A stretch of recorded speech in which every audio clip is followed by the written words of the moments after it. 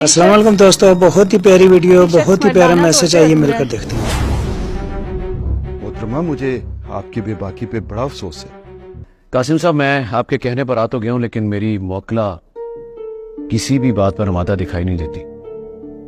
Please कोमल, एक बार मुझे माफ कर दो, मुझे कुछ तो कहने का मौका दो। मोहतरमा, मैं मानता हूं कि खुला आपका हक है, लेकिन चादर और चारदीवारी की कीमत इससे कहीं ज्यादा है। बेशक इस्लाम आपको इस बात का हक देता है, मगर इसको नापसंद भी करता है। मेरी बात मान जाए, आप दोनों बैठकर इस मसले का हल निकाल लें। देखिए कासिम साहब, अल्लाह ने औरत को मर्द की पेशानी से नहीं बनाया कि उस पर हुक्मरानी करे, और ना ही उसके पांव से बनाया कि वो उसकी गुलामी करे, बल्कि उसको उसकी पसली से पैदा किया ताकि वो उसके दिल के करीब रह सके। जी जी जी इरफान साहब, मैं कब इस बात से इनकार करता हूं।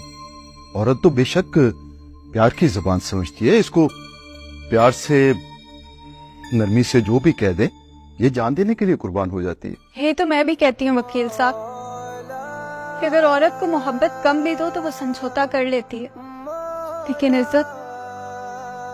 इज्जत कम दो तो वो अंदर से मर जाती है। आज ने मुझे अंदर से मार दिया। मेरे दर्द को समझते हुए भी इसने नहीं समझा। आप परेशान मत हो, आज आपका फैसला होकर रहेगा। देखे इरफान, आप भी फैमिली वाले हैं, कोई मिल बैठकर इस मसले का हल निकलने दो। कासिम साहब, आप खुला के अलावा और कोई रास्ता नहीं। आज के वकील साहब इस बात को नहीं समझना चाह रहे कि जब मर्द किसी औरत को दुख पहुंचाता है तो वे ये भूल जाते हैं कि जब वो औरत बीवी बनती है तो उसकी दुनिया बड़ी छोटी हो जाती है, जो अपने शोहर से शुरू होकर उसी पे खत्म हो जाती है। मोहतरमा, क्या मैं पूछ सकता हूं कि आखिर मसला क्या है? क्या आप इस नौबत तक पहुंच चुकी हैं? वकील साहब, ये शख्स मर्दाना तौर पे अधूरा है। मोहतरमा, मुझे आपकी बेबाकी पे बड़ा अफसोस है। यूं तो कचहरी में हमें अक्सर बेबाक औरतों से वास्ता पड़ता है, लेकिन आपके इस तरह इल्जाम लगाने पे मुझे बहुत ताज्जुब हो रहा है। कासिम साहब, बाकी सवालात आप अदालत का वक्त शुरू होने पर कर लीजिएगा। आप जानते हैं पहले ही ये सदमे में बेहतर यही होगा। प्लीज जी। एक मिनट इरफान साहब, मुझे माशरे के इस मुअज़्ज़ज़ मर्द से बात कर लेने दे। औरत को तो हमेशा गैरत के नाम पर कत्ल कर दिया जाता है ना, क्यों? औरत जो हुई, जबकि इस घुटन वाले माशरे में बगैरती के बड़े बड़े रिकॉर्ड मर्दों के नाम होते हैं। मोहतरमा, आपको जरा भी शर्म नहीं आ रही? आप अपने शौहर पर क्या इल्जाम लगा रही? आखिर इसका क्या मसला आ गया है कि आप इस खुला की नौबत तक आई हैं और इनसे तलाक लेना चाहती हैं? माशाल्लाह हमारे 2 बच्चे हैं, जिस्मानी तौर पे बिल्कुल ठीक है।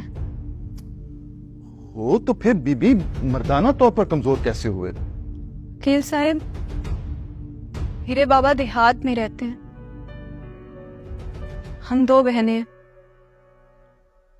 मेरे बाबा ने आज तक हमें ही रानी से कम नहीं बुलाया,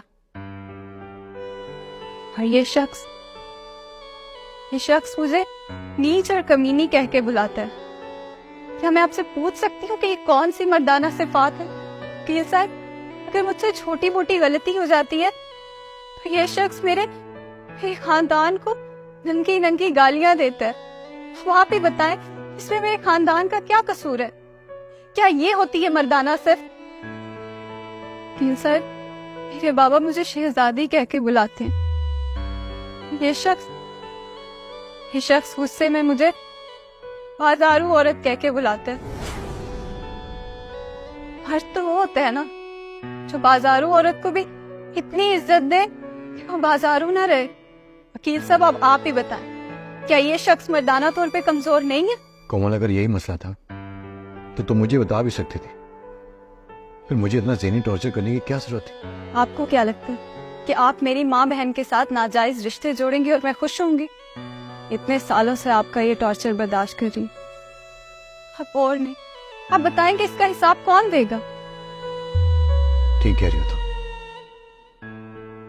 रिश्तों को समझने के लिए मियाँ बीवी का एक दूसरे को समझना बहुत जरूरी है।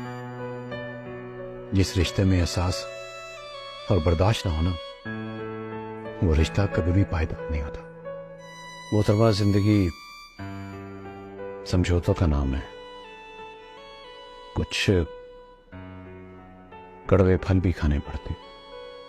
ताल्लुकात में मजबूती तभी बनती है जब कहीं ना कहीं आपको गूंगा पड़ना पड़ता, कहीं बहरा और कहीं बहुत सी चीजों पर पर्दा डालना पड़ता है। मेरे ख्याल में इरफान साहब इन दोनों को कुछ देर के लिए तन्हा छोड़ देते हैं, शायद कोई मसले का हल निकल आए।